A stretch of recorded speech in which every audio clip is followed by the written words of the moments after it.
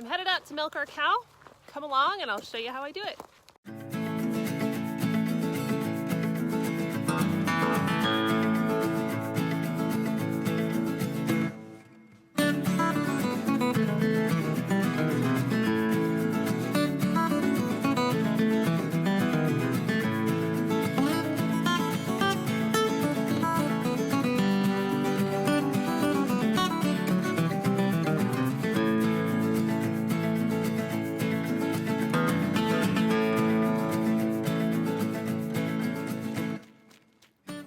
So traditionally, cows are milked in a stanchion, which is basically some sort of contraption that will catch the cow's head and hold it steady so you can get under her and milk. Now, there's nothing wrong with using a stanchion, and there's plenty of plans out there if you want to build your own. But considering that I'm kind of a horse person, I just treat my milk cows like I do my horses. So I teach them how to stand tied, I teach them how to be haltered and led, and I kind of expect the cow just to stay put for me while I milk. I figure it's 15 minutes out of her day, she can learn to stand still for that long. Now, if I do have a grumpy cow or a young cow, sometimes I start this by giving them a little bit of hay to eat or a little bit of grain to eat while I milk. But as they progress in their training, they shouldn't have a problem standing still for you. So I always start off by washing my cows with a warm, damp towel. I just use water, no chemicals, but it just gets any manure off the udder. And then I squirt out the first few squirts on the ground to flush out any junk that may be hanging out in the teats. So Mabel's only 3 years old, so this is her second year milking. So she's still fairly young, and she does a really good job. So the brown Swiss breed is naturally calm and pretty easygoing. But when I first started milking her again this year, just to kind of give her a refresher, we didn't start with a bucket under her feet and me sitting down. What I would do, I would bring my bucket, but I wouldn't put it under the cow. I would just set it aside, and I would stand up and just milk with one hand into a glass jar. So that would leave me plenty of room to move with her if she tried to kick. I could save the milk and get out of the way. And then as I would fill the jar, I would just go take it and empty it into the bucket and repeat until I had enough milk. And then as she started to figure things out again and be a little calmer, I shifted to holding the bucket under her with one hand, which gets a little heavy after a while, but you just do what you can. And then when she got really good with that, then I transitioned to our final stage, which is bucket under her, me sitting down, and we really haven't had much problem.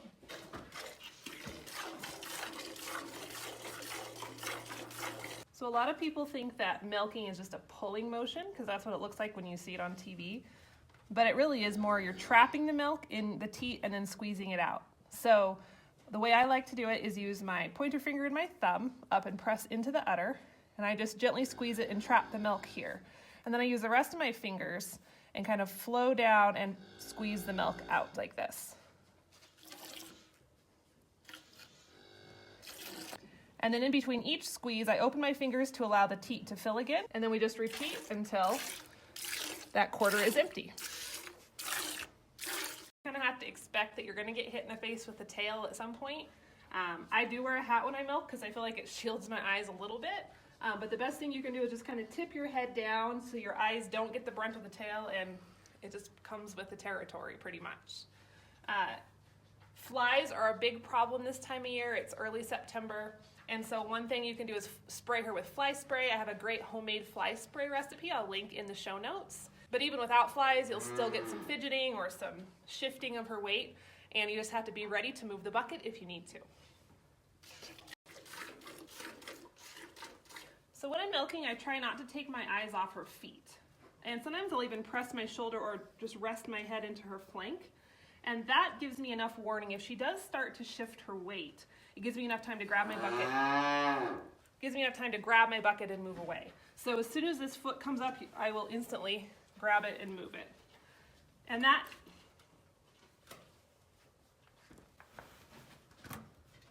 has saved many a milk bucket, although sometimes my timing isn't perfect. Rarely, I found, at least with our cows, will they try to kick maliciously. Usually they'll just pick up their foot to stomp at a fly,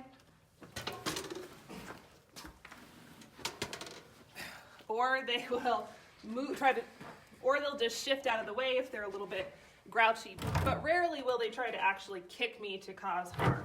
And I think that just is a testament to the cow and how gentle they are.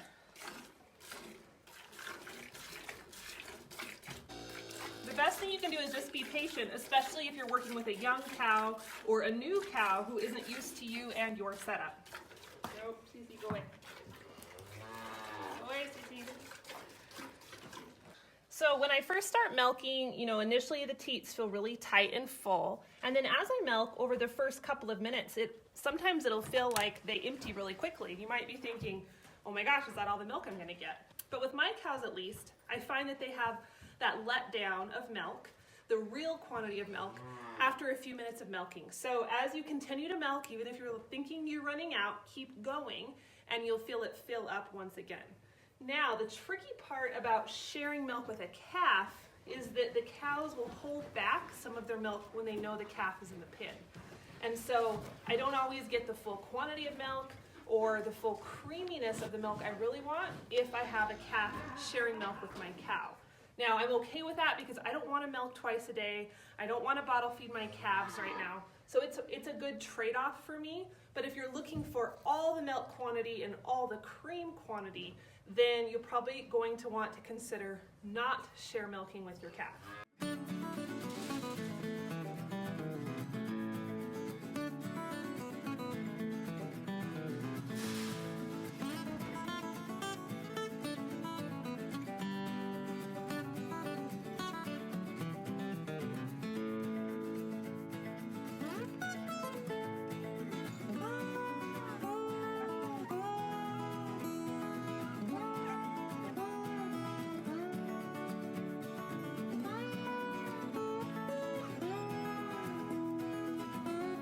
So ideally, you're looking at the gap of time from when you lock up the calf to when you milk the cow to be about 12 hours. Now, you can fudge on this a little bit, sometimes I do.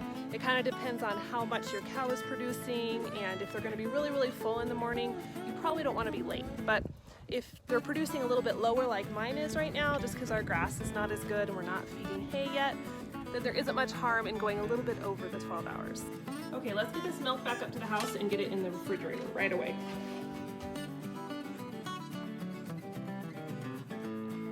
So I strain my milk just to prevent any floaties that might have got in the bucket during milking to not end up in a glass of milk that I might be drinking later.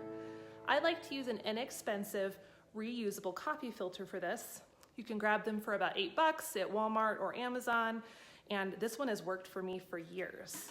You can also buy actual milk strainers from dairy supply stores, but honestly, I've never really found a need to buy one of those. Then once I strain it, I put my jar in the fridge right away, and I like to let it sit there for at least 24 hours before I either strain the cream off or drink it. This gives enough time for it to be chilled all the way through and all the cream to rise to the top. So you're the chicken who lays eggs in the trash can. Lovely. For more stories of life on our Wyoming homestead and lots more milk cow information, be sure to subscribe to our channel and hit the bell to be notified when we post a new video every Tuesday.